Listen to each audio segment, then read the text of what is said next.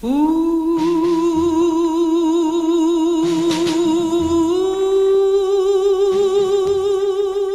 nome do LAI, Laboratório de Antropologia e Imagem, agradeço a presença de vocês para a nossa atividade de abertura do semestre 2017-2, agradecendo especialmente a Cícera e a Isabel, que vão comentar, né, o documentário que a gente vai assistir logo agora, Liberta Angela Davis. Especialmente ao Jean dos Anjos, né, que foi o propositor dessa atividade. Estamos aqui com o Mário Luiz também, a Fabiana Nascimento, Milena Azevedo, Raimundo Moraes. Nós compomos a equipe do LAI. Agradeço a presença do professor Marcelo na atividade com sua turma e a todos e todas que vieram.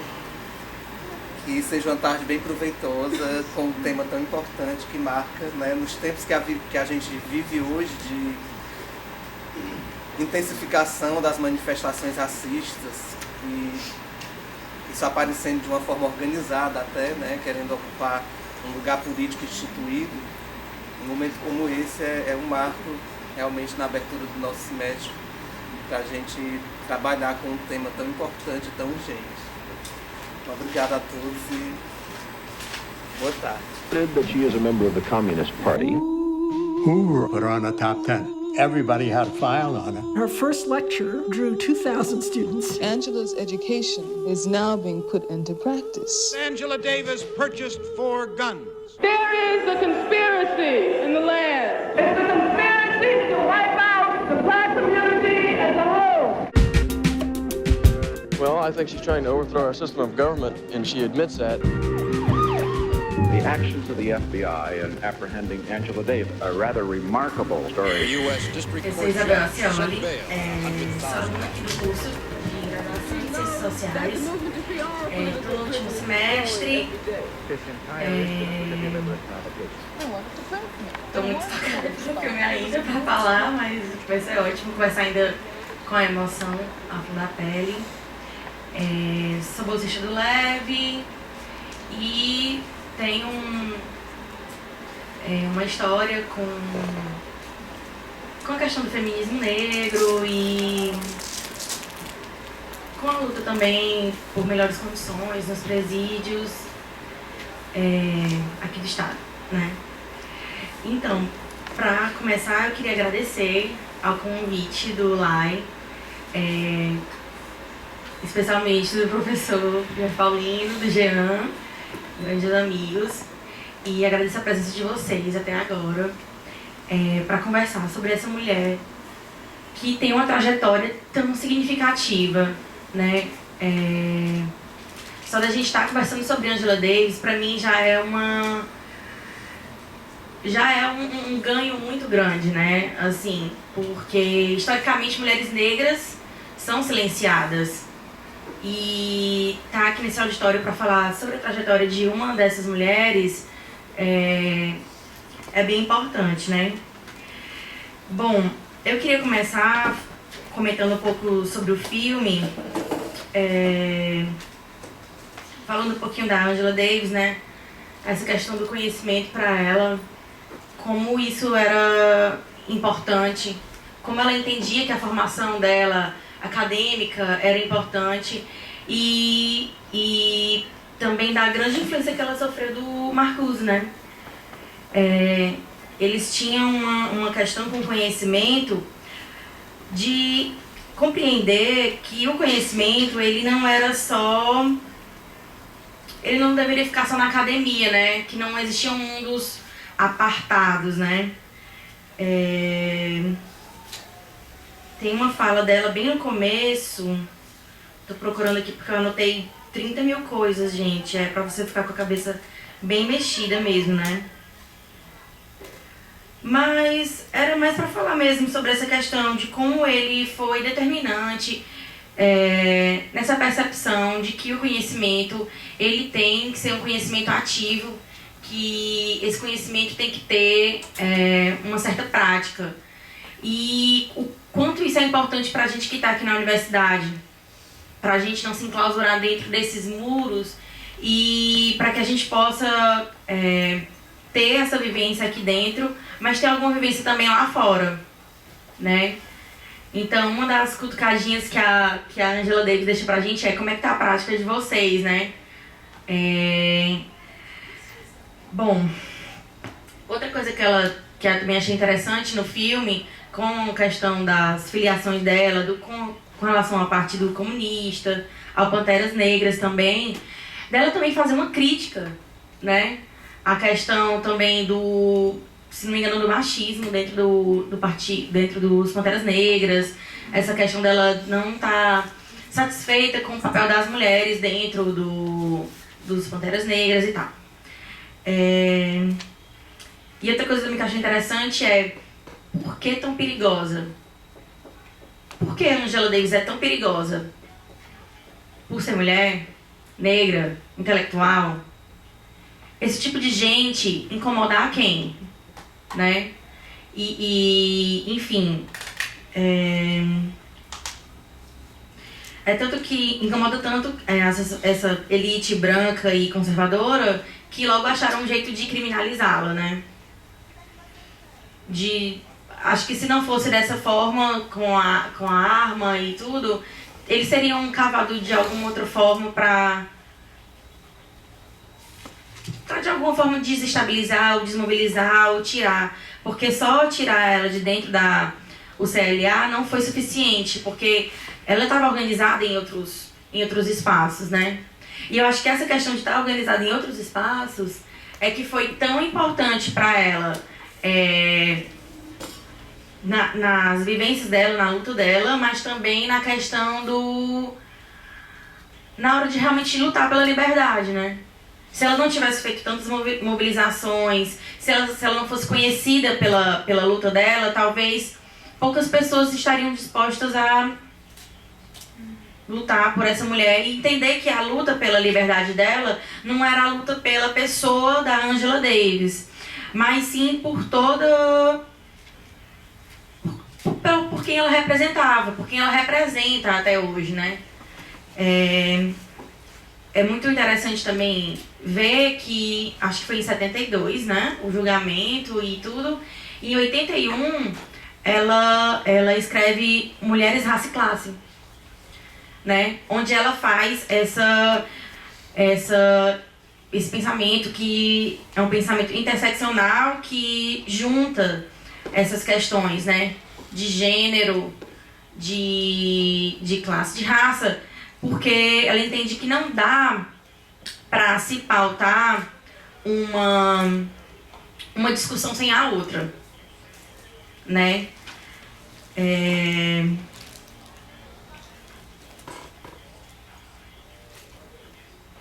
E o interessante é que a tradução dessa obra, ela só foi feita aqui para o Brasil, acho que esse ano, né? Então, por que tão demorado? Por que tão defasado? Porque a gente passou tanto tempo sem ter acesso a isso. É para se pensar também aqui no Brasil como essa questão de gênero, raça e classe é ainda mais forte, né? Porque os pretos são os que estão com os piores empregos ou tendo as piores moradias ou sendo a maior parte da população carcerária, né? Porque as mulheres recebem menores salários. São questões que estão completamente ligadas e que não podem ser pensadas separadamente. Pensar separadamente essas questões, principalmente aqui no Brasil, torna uma reflexão superficial, fraca. E seria interessante também, foi um texto que ela escreveu, eu não sei em que ano, mas o nome é As Mulheres Negras na Construção de uma Nova Utopia, que é onde ela fala, né, que raça e gênero que formam classe e que não é possível ser pensado separadamente. Essa ideia, ela está nesse texto, né?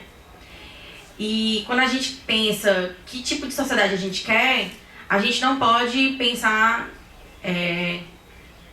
só em racismo ou só em desigualdade social. Enfim, e esse pensamento é muito atual aqui pro Brasil. Inclusive ela teve aqui, né, em Salvador. Quão importante também ela ter sido convidada para Salvador, né?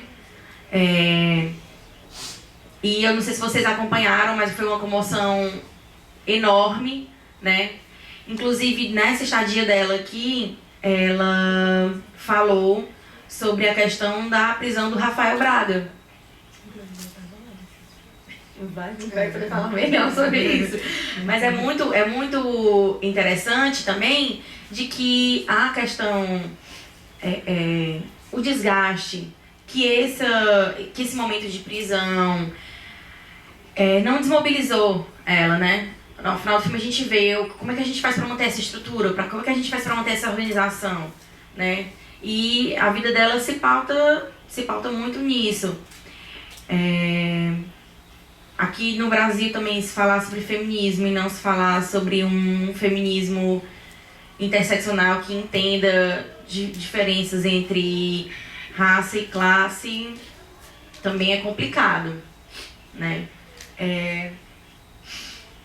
É isso, eu acho que o mais perigoso de Angela Davis são as ideias dela, e é isso que eu acho que a gente veio ver aqui, eu vi aqui, e recomendo fortemente que leiam Mulheres, Raça e Classe, né? Porque é onde está o maior, eu acho que eu considero uma das maiores ideias dela, que é essa questão da interseccionalidade, que tem que ser percebida, porque não dá para falar sobre violência sem raça, não dá para falar sobre prisão e diversos outros temas sem abordar essas questões, esses vieses, porque no Brasil, infelizmente, estamos todos comprometidos com isso.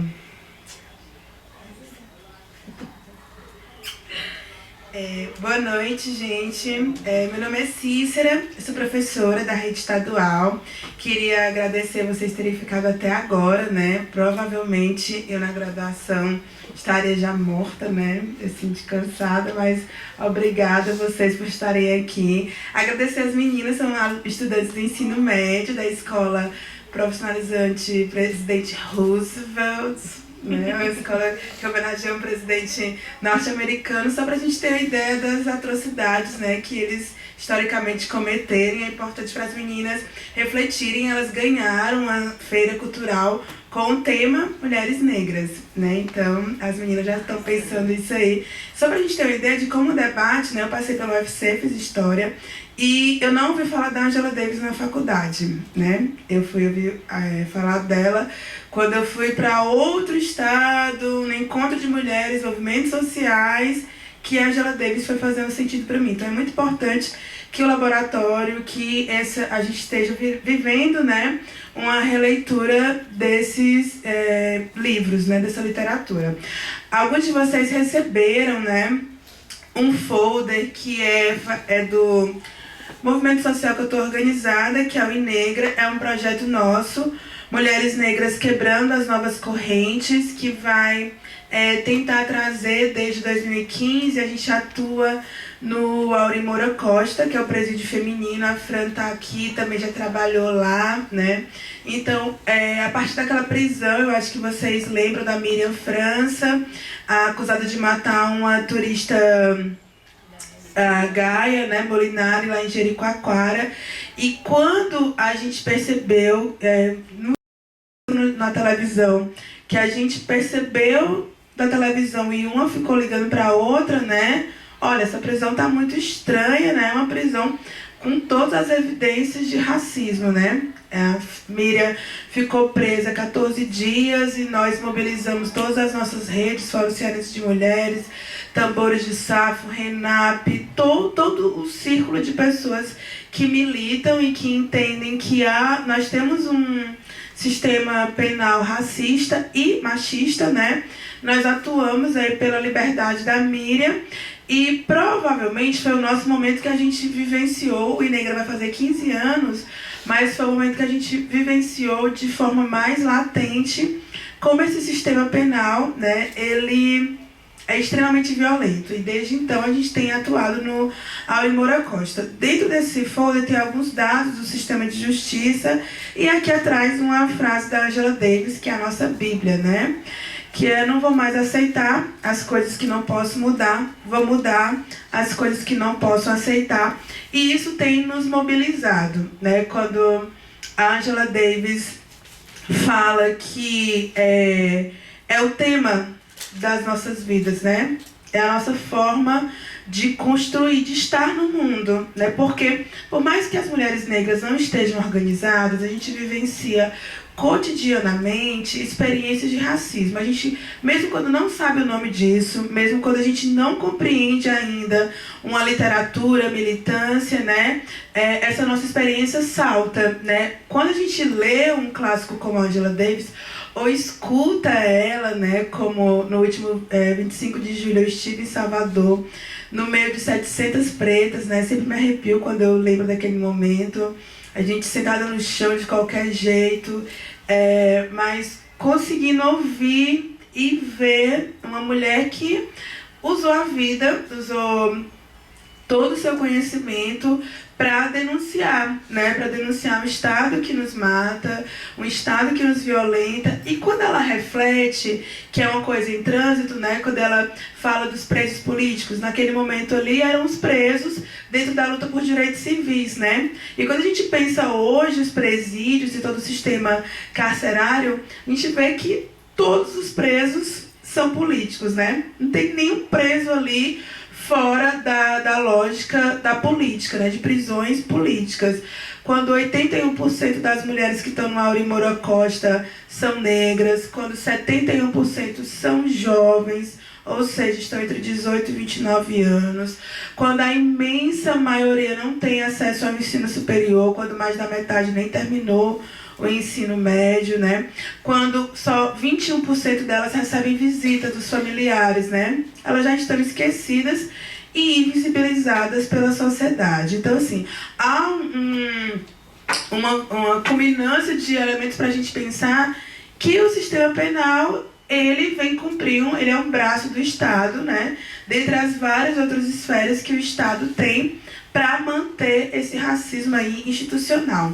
E aí, como é que nós, como mulheres negras, que temos a Angela Davis como referência, né, que lemos o Mulheres, Raça e Classe, um livro de 81, que é traduzido agora, a gente se matava toda, né, para ler trechos que um ou outro autor citava, né, aí para tentar agilizar mais, o que nós, vocês, como estudantes, futuros professores, podem fazer. Quando eu estava aqui nas Ciências Sociais, eu estava na História e fiz quase todas as minhas optativas aqui nas Ciências Sociais, né? Uma frustração da vida, né? Não ter feito. Mas essa ideia de que o outro, né? O outro é a minha pesquisa. O outro é o meu lugar do estranhamento. E isso, gente, é outra violência, né? Porque parece que as presas, parece que toda a literatura ela serve para encaixar uma metodologia de pesquisa, né? E várias vezes eu já me senti o Azande, né? Aquele olhar, olha, né? Uma negra falando, olha, uma preta que pesquisa, né? Olha, alguém... alguns anos atrás eu fui numa universidade particular fazer uma fala e aí uma mulher me pediu um copo d'água. E aí eu fui dar, né? E aí a menina que estava organizando o evento, não, a gente leva para ela, né? E aí a mulher virou para mim com raiva, pedindo de novo a água, né? Foi aí que eu entendi que ela estava achando que eu estava trabalhando no evento, né? Porque não passou pela cabeça dela que eu pudesse ter uma fala, fazer uma reflexão. E aí, gente, pensar a Angela Davis com todo o imaginário de imagens, né? Tem uma imagem mais no finalzinho que ela tá bradando, assim, né? Tá gritando com a mão levantada. Essa imagem, que é um desenho, né? O desenho da mulher no Black Power, essas imagens clássicas que vão se construindo em torno da mulher negra, como esse elemento que, ora, né, dentro do feminismo, foi encaixado em outra célula, como o feminismo negro, por fazer uma leitura diferenciada do feminismo, mas que ora também é audaciosa, é afrontosa, olha, tem uma opinião, tá gritando, tá fazendo confusão, né? Porque tá reivindicando direitos que até então não eram desse grupo, né? Então, assim, se a gente conseguir repensar esses lugares, né, e até se olhar no espelho, talvez, né, se repensar como sujeito e visualizar que não é um estranhamento, né, não é uma lógica do outro, da periferia, do cabelo, porque parece que a revolução toda é para deixar de alisar os cabelos, né? E a revolução é mais que isso, porque talvez ela comece no cabelo, mas ela termina no jeito de andar, no falar, no vestir, no estar nos lugares, no conseguir falar. Isso aqui pra mim era impensável, né? Alguns que me conhecem sabem que eu sou metralhadora, como eu tô agora, morrendo de falar. Mas isso era impensável há 5 anos atrás, né? Como assim eu tenho alguma coisa para contribuir nos debates, né? Então, assim, fazer esse movimento talvez seja um dos movimentos, uma das ações mais revolucionárias que a gente possa fazer nos nossos tempos, né? Se a gente não consegue ainda pensar em estratégias de destruir o capital, que a gente possa construir sujeitos que contestem, né, essas perspectivas. Quando a gente está em sala, quando a gente está na luta, quando a gente escreve nossos trabalhos, que a gente não tenha tanto distanciamento, né, que isso possa não ser um texto que fique na estante, né, mas que ele possa ser lido, discutido, debatido, que assim como o livro da Ângela faz sentido, né, ela vai pensar sobre as meninas esterilizadas, né, há 50 anos atrás, para não nascer mesmo, né? Quando ela questiona o pan-africanismo, quando ela questiona os partidos. Eu também tinha pensado em várias coisas, mas eu queria só ler um trecho de uma obra dela, que ela vai dizer assim: devido ao sistema de contratação de pessoas encarceradas, a população negra foi forçada a representar o mesmo papel que a escravidão anteriormente lhe reservara.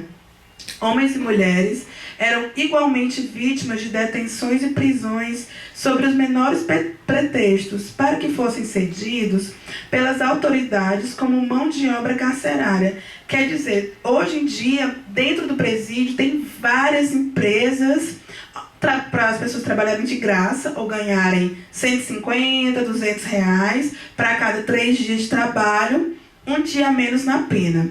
A gente só reformulou novas formas de viver a escravidão, né? Mas quando a gente entra naquele Aurimora Costa, que é feito para 270 mulheres, e tem 819, como tinha semana passada, né? Comendo comida vencida, tendo 1h30 de água por dia, não recebendo desde um absorvente básico que as mulheres usam mensalmente, a gente pensa que a escravidão não acabou, né? E que elas são privadas e violentadas de outra forma pelo Estado. Sugiro que vocês coloquem só Angela Davis no Cielo. Vai aparecer várias autoras que vão estar refletindo, trazendo um abolicionismo penal, né? Essa ideia de que as prisões elas são mais uma forma de navio negreiro, né? E eu acho que esse texto da Ângela, ele sacode e nos tira da zona de conforto. Muito obrigada pelo convite, fico à disposição para vários outros momentos, né? O feminismo negro dá isso pra gente e espero que vocês encontrem a Angela Davis e os sentidos de luta aí para vocês, tá? Bail at $100,000. She knows that the movement to free all political prisoners is growing every day. This entire incident was a deliberate provocation. They wanted to break me. They wanted me to respond. There was enormous feeling for Angela everywhere in the world. We know that she is innocent. We want to tell that Pharaoh in Washington to let Angela Davis go free. What they're doing to her is an exaggerated form of what happens every day to black people in this country. What does it mean to be a criminal in this society? They are not going to kill her. They're not going to imprison her. We're going to free her. We're going to win her freedom.